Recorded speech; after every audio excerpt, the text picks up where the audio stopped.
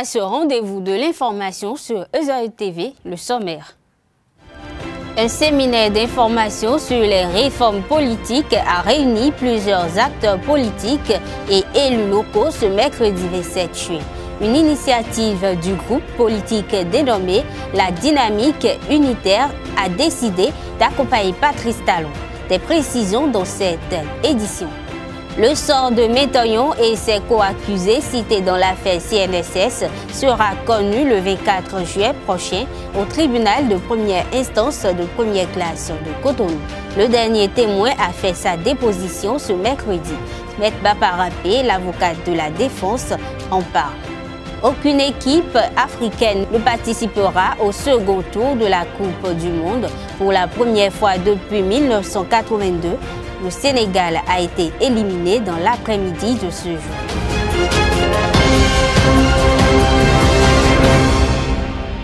Démarrons cette édition par l'élimination de toutes les équipes africaines de la Coupe Russie 2018. Le Sénégal éliminé par la Colombie qui finit première devant le Japon.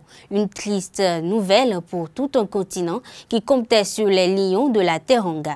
Toutes les équipes africaines sont éliminées de cette compétition internationale. Analyse et décryptage dans nos prochaines éditions avec la rédaction sportive. Les polémiques suscitées par l'exigence du quitus fiscal aux candidats des différentes élections ont dominé hier les débats au cours de la séance qui a réuni la classe politique béninoise hier à Azalaï Hotel. C'était lors du séminaire d'information et d'échange sur les réformes du système partisan et du code électoral organisé par le groupe politique dénommé La Dynamique Unitaire. L'objectif de cette rencontre est d'encourager une refonte totale de la scène politique sous la rupture.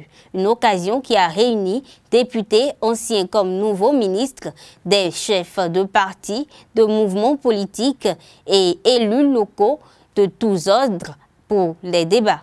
La création de partis politiques tous azimuts et leur financement n'ont pas été occultés. Un compte rendu de Larios Setondé et d'Abdelkader Achirou. Plus de 50 partis politiques et environ une trentaine de mouvements politiques se sont regroupés au sein d'un creuset politique baptisé Dynamique Unitaire. Et comme le prône son nom et que l'ère est au grand rassemblement politique, ce regroupement ambitionne se muer en parti politique. Ainsi, député à l'Assemblée nationale, ministre de la République, ancien ministre de la République, chef de parti et de mouvements politiques, élus locaux et municipaux, nombreux sont-ils à répondre à l'appel de ce séminaire d'information et d'échange sur les différentes réformes en cours au Bénin. Cet exercice courageux qu'entreprennent nos députés et qui porte notamment sur la relecture de la charte des partis politiques et le code électoral devra permettre de résoudre un certain nombre de problèmes auxquels nous sommes confrontés depuis plusieurs années et pour lesquels nous sommes tous unanimes à dire qu'il faut immédiatement trouver des solutions durables qui passent nécessairement par cette voie. Au niveau des problèmes qu'on peut retenir, on peut déjà noter que l'animation de la vie publique par les partis politiques reste un problème qu'il faut chercher à solutionner. Nous avons la faible capacité de liaison entre le peuple et les organes d'État.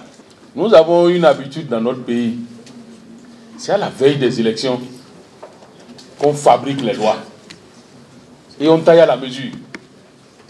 On finit les élections, on garde ça. Quand on parle d'améliorer la gouvernance démocratique, c'est à travers ce document comme nous appelons le code électoral parce que un pays ne peut être stable que s'il fait des élections transparentes.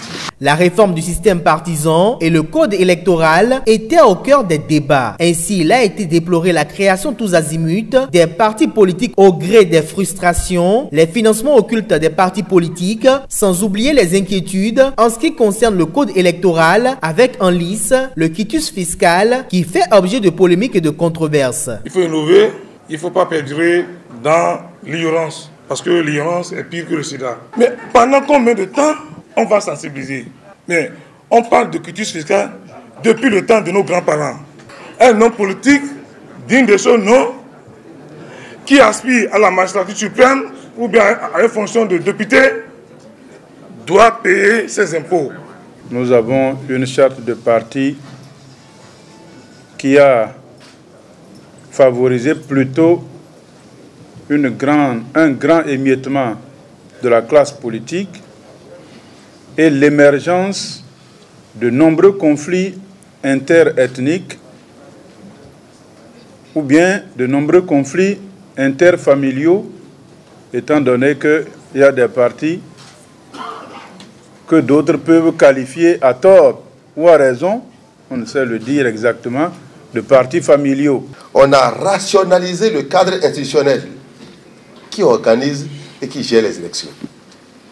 Il y a aussi le souci de réduire de façon substantielle le coût des élections dans notre pays. C'est très important.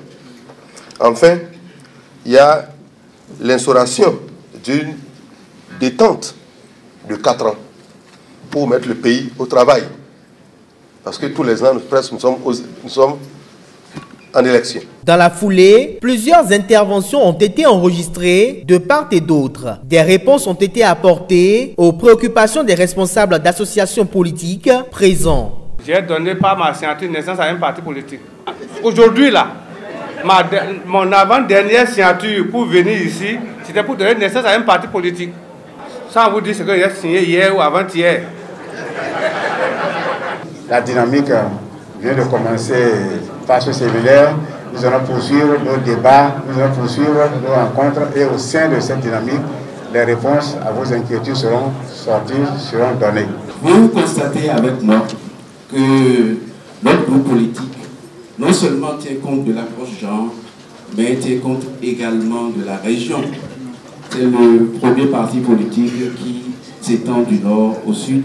Tel un dinosaure, Dynamique Unitaire apparaît désormais très imposant dans le cosmogramme politique béninois avec des figures charismatiques de renommée et annonce les hostilités d'une compétition très rude pour les joutes électorales prochaines. Le procès de Laurent Mentoyon et de ses co-accusés dans l'affaire dite des rétrocommissions à la Caisse nationale de sécurité sociale suit son cours. Ce mercredi, l'inspecteur de l'inspection générale de l'État, le dernier témoin, a fait sa déposition.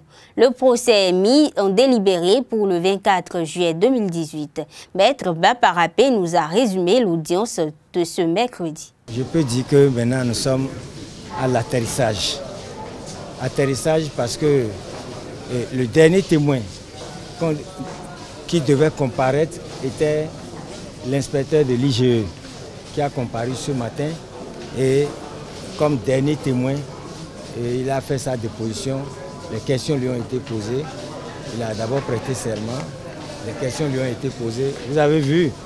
Donc à partir de là, davantage le dossier s'est effondré. On disait qu'avec la comparution du PCA Kotigan, que le dossier était terminé, puisqu'il n'a pas pu apporter des éléments qui sont à charge donc pour nos clients, sauf ce qu'on lui a demandé de répéter. Alors, le dossier étant en délibéré, il serait tapageux de faire des déclarations. Toujours est-il que, aujourd'hui, vous avez vu, après l'audition de l'inspecteur Fassinou, donc les avocats de la partie civile donc, ont plaidé dans le sens que le Conseil des ministres donc, a demandé, à savoir donc banque en difficulté, et puis bon, rétrocommission, et donc assez curieusement, la partie civile demande au juge de sanctionner, alors qu'il n'est pas de leur ressort de demander quelque sanction que ce soit. Ils doivent plaider et demander des dommages et intérêts et dire donc que le juge puisse éventuellement condamner suivant les réquisitions du ministère public. Eux, ils ont dit qu'il faut que des sanctions exemplaires. Ils ont été très affirmatifs. Donc vous avez vu, les avocats de la défense se sont indignés d'une telle immixtion dans les prérogatives du tribunal en tant que partie civile. Et puis bon, on a demandé de rejeter cette constitution de partie civile. Et dernière manche, c'est que c'est les avocats de la défense donc, qui ont eu à longuement plaider pour dépiécer donc, tout ce qui a été dit aussi bien par les avocats de l'État, de la BIBE que de la CNSS et bien entendu du représentant de l'État qui est, n'est-ce pas, le ministère public. Donc qui a demandé 60 mois. On ne sait sur quelle base, sur un dossier flou, un dossier vide où c'est des horaires, on a dit, et c'est sur ça qu'on demande de condamner des gens pour 60 mois. Bon, ça, ce sont ces propositions. On a demandé ici, vous vous souvenez, de condamner Adjavon à 10 ans ferme, non? Mais pourtant, il a été relaxé. Nous avons confiance à la justice. La justice va redorer son blason à travers ce dossier. La justice va prouver, n'est-ce pas, qu'elle n'est pas aux soldes ni aux ordres donc, de l'exécutif qui les a déjà condamnés avant de venir demander au tribunal, n'est-ce pas, d'entériner la condamnation des conseils des ministres. Le procureur de la République près le tribunal de première instance de première classe de Cotonou, Gilbert Ulrich Togbono, a eu une rencontre de commandement avec les officiers de police judiciaire du département du Littoral hier mercredi. Au cours de cette séance de travail, le procureur a informé les officiers de police judiciaire des mesures prises en vue de fermer les structures illégales, centres de santé, débits de boissons et sociétés de gardiennage et de différer les occupants des espaces publics devant le tribunal. Suivons ensemble le procureur Gilbert Ulrich Togbono pour plus d'explications. Nous avons parlé de la plateforme du parquet. Et la plateforme du parquet, on avait parlé, je vous rappelle les points, les déferments qui commencent à 8 h et doivent prendre fin à 8 h à 11h30. Je vous dis qu'à partir du mois de juillet, les déferments vont prendre fin à 11 h. À partir du mois de juillet, le 1er juillet, le déferment du lundi 4, les déferments vont prendre à 11 h.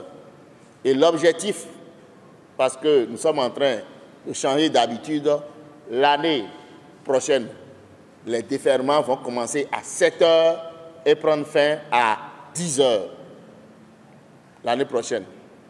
Parce que nous devons nous accoutumer, nous devons tout faire pour prendre de nouveaux plis au cas où le gouvernement ou l'État béninois va changer, va faire des journées continues. Il faudrait que nous anticipions. Au cas où, parce qu'il y a des réformes, il faut suivre les réformes. Quand le débat commence, il faut anticiper. Donc, au cas où on aura journée continue, il ne faudrait pas que ça soit une surprise pour nous.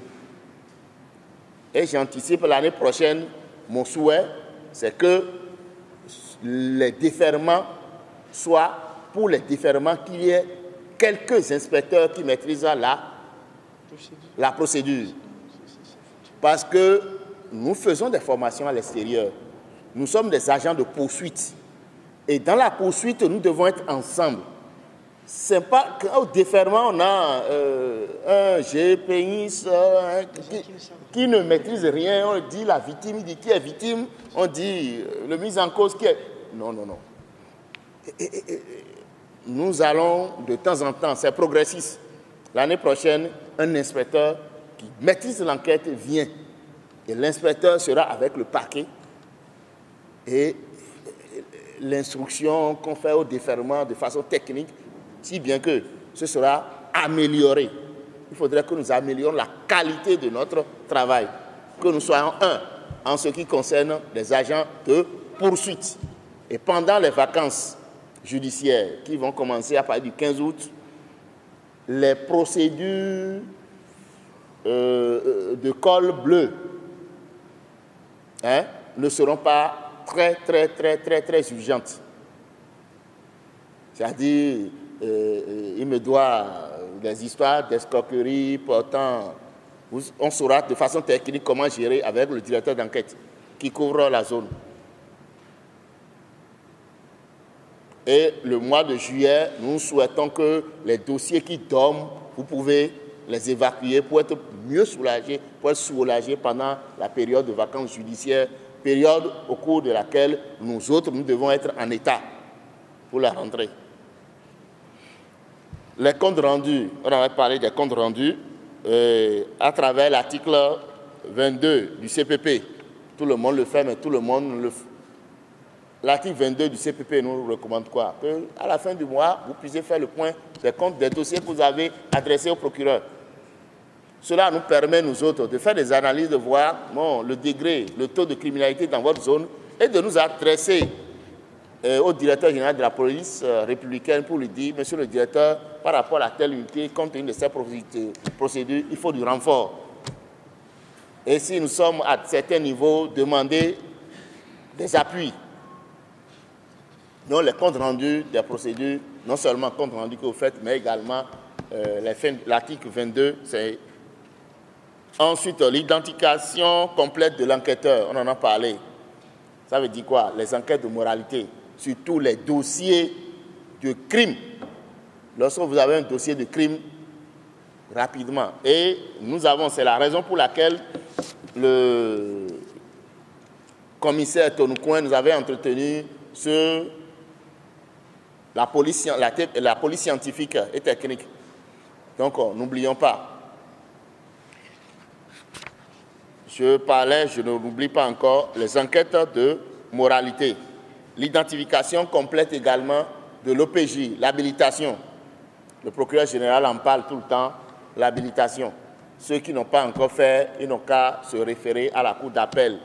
S'ils ne peuvent pas saisir directement la cour d'appel, ils n'ont qu'à transmettre leur demande aux fins. Le Conseil des ministres de ce 27 juin, entre autres dossiers, a examiné les conditions de commercialisation du sable. Le Conseil a pris des mesures conservatoires en ce qui concerne les carrières d'extraction de sable en vue de réglementer cette activité. Le ministre porte-parole du gouvernement, Oswald Omeki, nous donne des précisions au cours du point de presse à l'issue du conclave gouvernemental. Mesures urgentes conservatoires pour une meilleure gestion de l'exploitation des carrières de sable. L'exploitation anarchique des bas-fonds, plans et cours d'eau pour l'extraction de sable s'est développée dans certaines communes au point d'occasionner de graves dégâts sur l'environnement. Des carrières ouvertes au mépris de la réglementation en vigueur et les conditions de leur exploitation entraînent des dégradations de voies publiques, la pollution atmosphérique et sonore et toute autre sorte de nuisances aux populations. Dans le but de trouver des solutions durables à ces problèmes environnementaux, le gouvernement a lancé une étude qui est en cours de réalisation. Mais en attendant la fin de cette étude, la gravité de la situation appelle la prise de mesures conservatoires urgentes en vue d'une meilleure gestion de l'exploitation des carrières de sable dans les communes. Ces mesures se déclinent ainsi qu'il suit. Les autorités communales et locales et les forces de sécurité publique doivent empêcher l'ouverture des carrières non autorisées conformément aux tests en vigueur. Les couloirs d'écoulement et des réceptacles des eaux pluviales doivent être libérés et le curage des ouvrages d'assainissement doit être poursuivi. Les exploitants régulièrement autorisés et encore en activité devront restaurer les sites mis à leur disposition conformément au plan de gestion environnementale et sociale. De nouveaux gisements exploitables de sable seront identifiés pour éviter les exploitations anarchiques.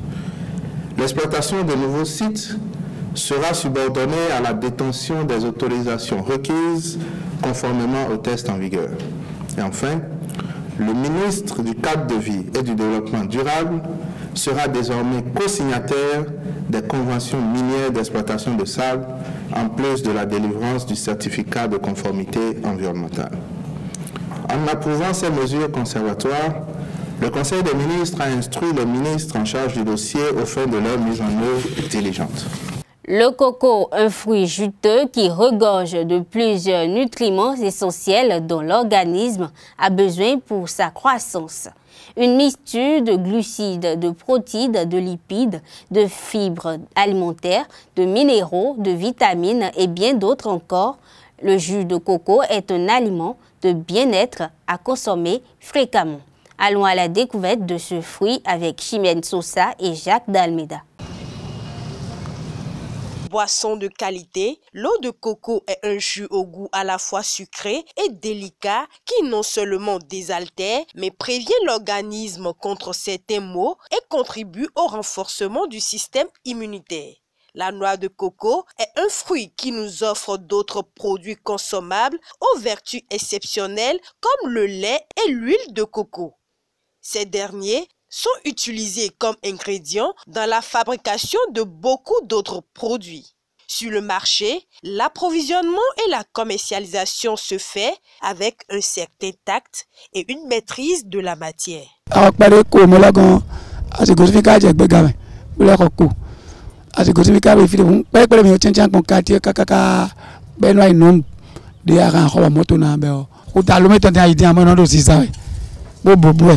Mais non ça nous les encadré ben non clair de nous de entretien nous mais me confie de Bénin et de moi on des 5 mois ils nous convaison bon de ejo me de on de julo no buri ko o ma imu da ya me le ya wa yo e don bria amo no na e de ka do na apa o te ton bio ça peut rester même 2 semaines e don bria mama pa elle dit 5 jours. Conserver le jus de coco, c'est déconseillé parce que quand on passe donc à la conservation, il faut toujours donc apporter donc des éléments qu'on appelle donc des conservateurs pour pouvoir vraiment garder donc le produit pendant une certaine durée. À partir du moment donc un individu passe de fruits naturels à la conservation, il faut savoir quand même qu'il y aura donc d'additifs alimentaires qu'on appelle donc des conservateurs. Ce n'est pas conseillé. Ceux qui sur place prennent en bidon pour aller le conserver dans le réfrigérateur, c'est pas de ça je parle, jus de coco en bidon, pour pouvoir vraiment le commercialiser, ça donc ils sont dans un autre schéma. Et c'est pas forcément donc pour le bien des consommateurs, donc ils le font, mais c'est pour rentabiliser donc leur production. À part de ce moment-là, donc je pense que chacun doit prendre des dispositions pour trouver donc ce jus de façon naturelle et non donc conservé. Le format attendu, et des bords, et des siens, et des sincères, comme les azores béton.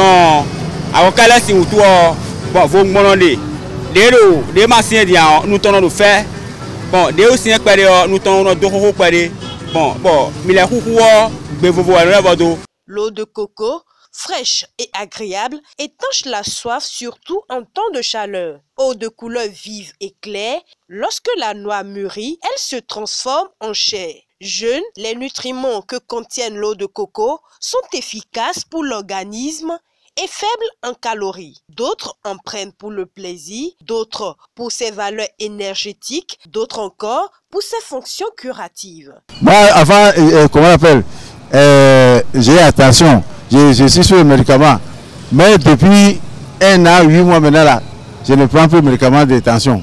Bon, il y a bon,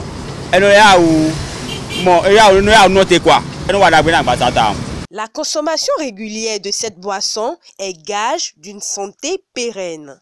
C'est parti pour 4 jours de compétition. La deuxième édition des internationaux de badminton du Bénin a démarré cet après-midi au Palais des Sports du stade général Mathieu Kérékou de Cotonou. La totalité des 51 badistes annoncés n'ont pas pu effectuer le déplacement, mais certaines têtes d'affiche sont arrivées. Il s'agit notamment du numéro 1 belge, Maxime Morel, et son alter ego luxembourgeois, Romain Mann. Ces 2 badistes européens participent pour la première fois à cette compétition inscrite dans le calendrier de la Fédération internationale de badminton. Une tournée de 3 tournois. On a d'abord été au Cameroun, ensuite en Côte d'Ivoire et ici c'est le dernier tournoi au Bénin. Et je suis vraiment excité à l'idée de commencer ici. Les objectifs sont forcément d'aller le plus loin possible dans le tournoi. Maintenant, ça fait quelques mois j'ai eu une blessure pendant quelques mois, donc ici ça fait pas très longtemps que je reviens sur le terrain. Mais malgré tout, je me sens bien en forme, donc j'essaierai d'aller le plus loin possible. J'espère vraiment que tout se passera bien, que ça sera fait dans un esprit très fair-play, que je souhaite bonne chance à tout le monde. Pour moi, pour l'instant, le plus important, c'est d'essayer de gagner des points de BWF, de ranking. En fait, comme je joue aussi à Ghana et Nigeria la semaine après, pour moi, j'ai trouvé ça un bon début pour commencer cette période de tournoi. Et en plus, un nouveau pays, voir des nouvelles choses, des nouvelles expériences, c'est toujours une bonne chose. Mesdames et messieurs, c'est la fin de cette édition. Merci de rester fidèles à ESAE Télévision. À bientôt.